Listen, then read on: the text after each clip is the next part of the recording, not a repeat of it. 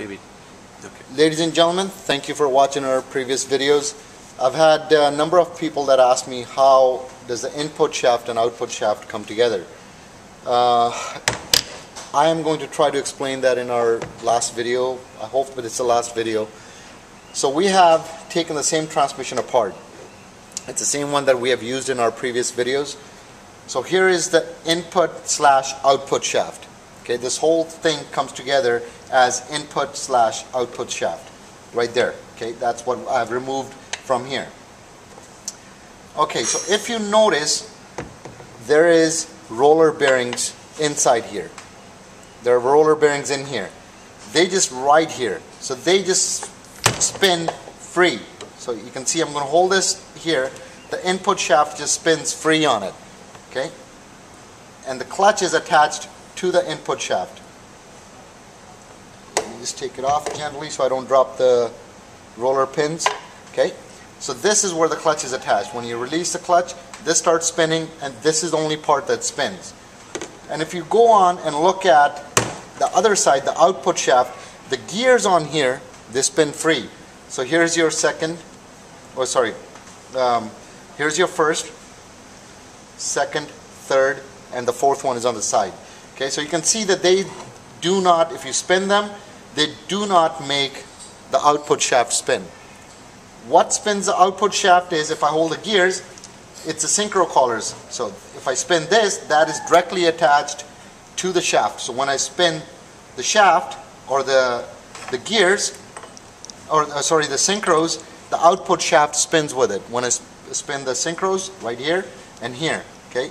See, if I spin this, the output shaft spins with it. Now let's see how it all comes together. You have this shaft goes through, and it sits with the help of a bearing. It sits right here. When you release the clutch, the input shaft spins.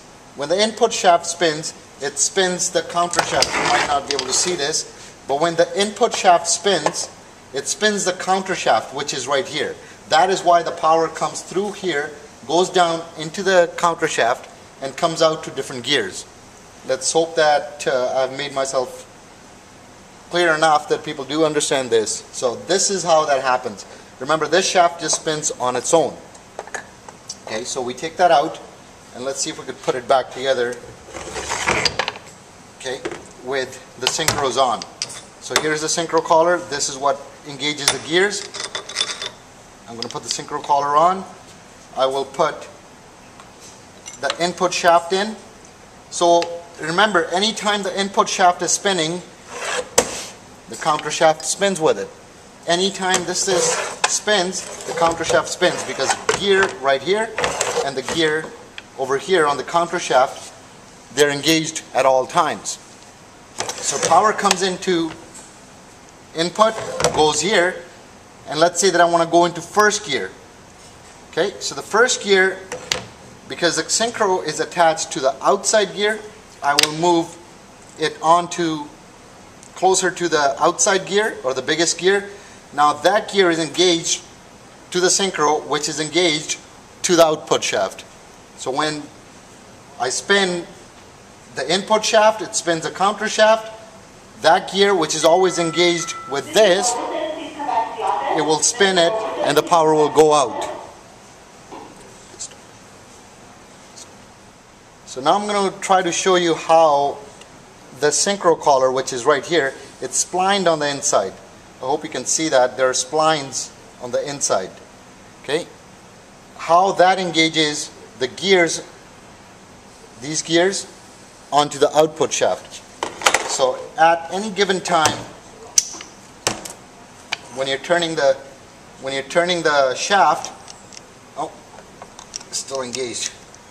When you're turning the shaft, okay, I can hold all these three gears, just the shaft will turn. So you see the splines right here? When you engage the gear, the inner splines, half of them sit right here, half of them go right onto this part, okay, which is attached to the gear. So when the synchro collar, half sits here, half goes to this, they both turn together.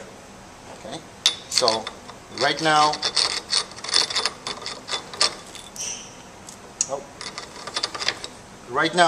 it's spinning alone.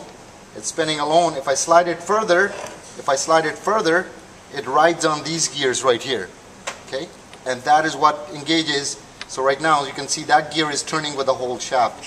I'm still holding on to these two gears, but because the Synchro collar has slid onto here, plus here, now it's making the rest of the shaft turn. Once again, thank you very much for watching our videos. Please leave comments. Thank you. Okay, so now it's all assembled. I'm going to show just once again how it all comes together.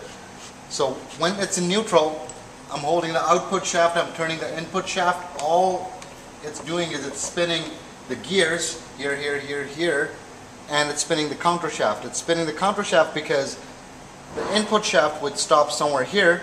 It's always engaged with the gear on the bottom here. So is this, so is this, so is this. Okay? When we put it in gear, because there is no connection here of the input shaft, there is no connection here. When we put it in gear, the collars which are connected to the output shaft, okay, the collars which are connected to the output shaft, when you slide it, the splines engage. The splines engage to the gear, okay, and now it's in first gear. So power goes here, smallest gear driving the biggest gear, giving you the first gear. Once again, thank you very much for supporting our channel. You all have a good day.